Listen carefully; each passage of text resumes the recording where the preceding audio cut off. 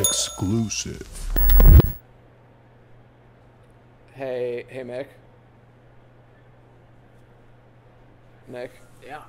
What's up? trying to do it here. I'm sorry, I just watched the trailer for Blackhat. Hey. Would I take you where I'm going? Bored, were you? Are we going to talk about that? Is that really what we're talking about? That's what we're talking about. Yes.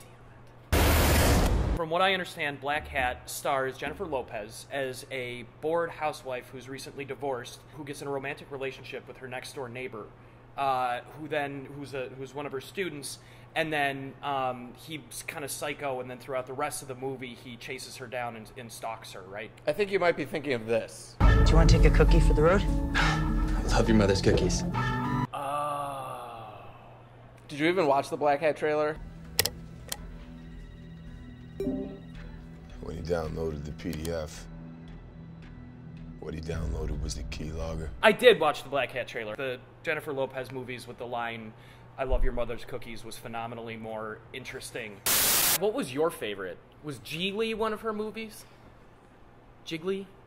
That wasn't a Jennifer Lopez Giggly, movie. Was okay. it Giggly? Seriously, so every time I watch this trailer, either on TV or on the computer like I just did, I'm bored as hell. Are you saying you don't buy Chris Hemsworth as an MIT-educated hacking expert? No, Thor doesn't know how to use a computer. See, the thing is, guys, the actors are not actually their characters in real life. So Chris Hemsworth is not actually Thor. Can we imagine what it would look like if we just saw a movie where Thor was learning about technology? Just like Thor sitting down. I want to know what that would be like. He's an actor. Just seeing what Thor would Google. I understand how that's confusing for you guys, but... That's a 2-hour movie right there. Thor's internet history. He's typing like this. Yeah, hunt and peck. Got it. Yeah, you're just going to completely disregard everything I just said. That's fine. No. What happened at the very end after the The credits came second the movie ended, someone in the theater, someone stood up and said, "Boring!" See, that's great. I was thinking of the entire movie. This is one of those movies that's really, really elaborate, but it doesn't reward you for actually thinking about it. It seemed like something, ultimately, like a Sideshow Bob mission that we've already seen. Chris Hemsworth, in jail, notorious computer hacker, went to MIT, he's also gorgeous, is somehow responsible for the villain's code in this movie, and they have to chase him down 2.5 hours later. They end up doing it. I mean, basically, that's what we're looking at. That's a good summary, Okay, yeah. all right. But it's important that you enunciate the title, Blackhat, otherwise it sounds like Blackcat, and I think we have an example of why it's important to enunciate. You want this baby boy's hole, you gotta pay the troll toll. Stop.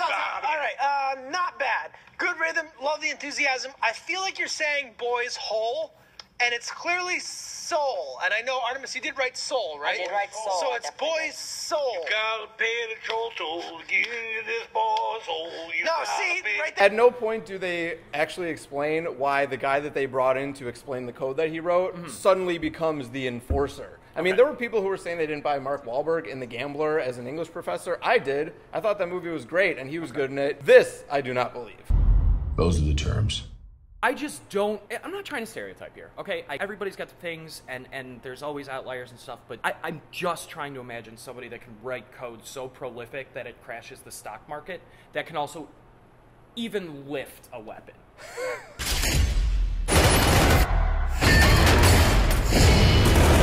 Computer hacking really isn't that sexy. I assume in the movie there's like all these maps, like, you know, in CSI where they're sitting there. If you like, love two people of them on the typing keyboard, fast like, and people saying terms like IP address, you will love this movie. That's really is that as complicated as they got in the movie? It's like, I knew his IP address, so I took everything from his bank account.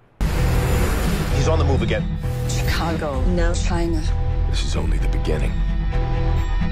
Oh, really? Hacking is possible, and sometimes there can be remote dangers, even when the villain isn't there? Really? So we've established that this is a snooze fest. Not easy. I know. There's no transition time. But Have you ever fallen asleep during a movie? The only time I've fallen asleep in a movie was The Thin Red Line.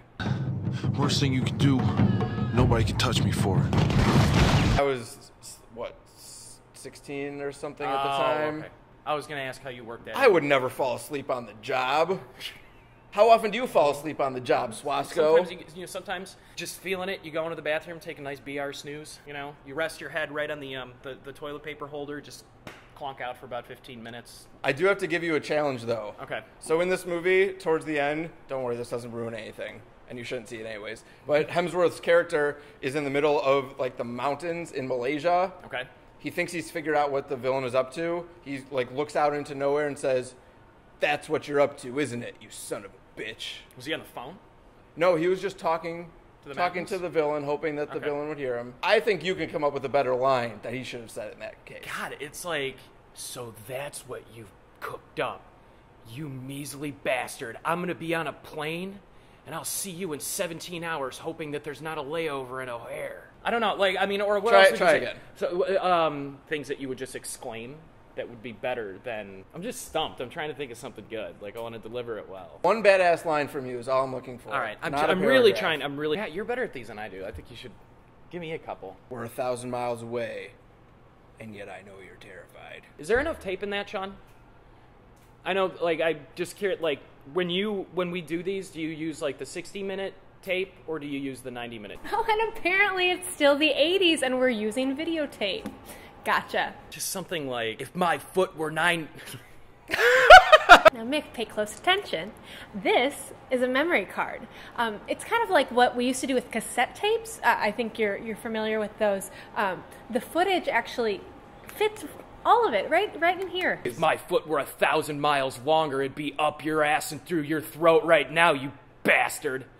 I don't know, is that what you're looking for? And scene. Like when Ernest left, this is who we picked to take his place.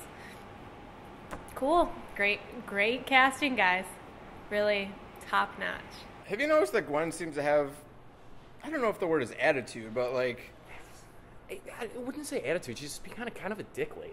Are we serious with this? We're still confident on that casting choice? A little cocky, acting like we don't belong.